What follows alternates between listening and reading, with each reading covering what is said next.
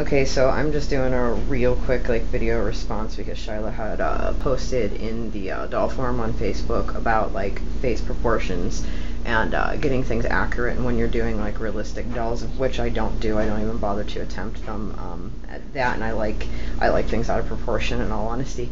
But if you're going for a realistic doll, and or this works for portraiture too, and I know I've shared this with a couple of people and blew their minds, but it was something that I had learned in art school, and it was probably one of the few things I actually took from art school before I quit, and wasted thousands of dollars, but that's besides the point.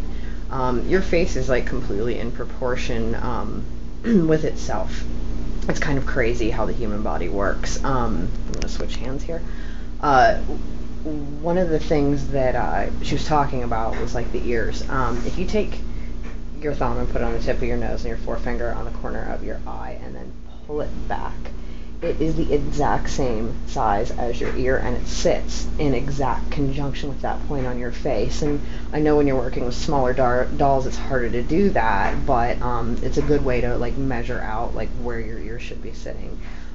Same with eye proportions. I know one of my friends had mentioned before, all of her eyes look really far set apart, and I was like, well, the space between the two eyes should be the same size as an eye, and she had no idea what the hell I was talking about. And if you take your eye and put it right here, it is the exact same size as your eyeball. So your face tends to measure itself out, just as distance from bottom lip to tip of nose is the same size as your nose.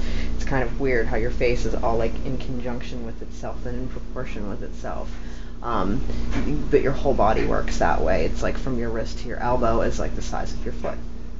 So I figured I would just kind of share that little tidbit of information, because some people is knowledge, some people it's not. Like I said, it was common knowledge to me early in art school, but I know plenty of artists that had never even heard of it. So hopefully it's a useful tool for everybody, and hopefully I made a little bit of sense.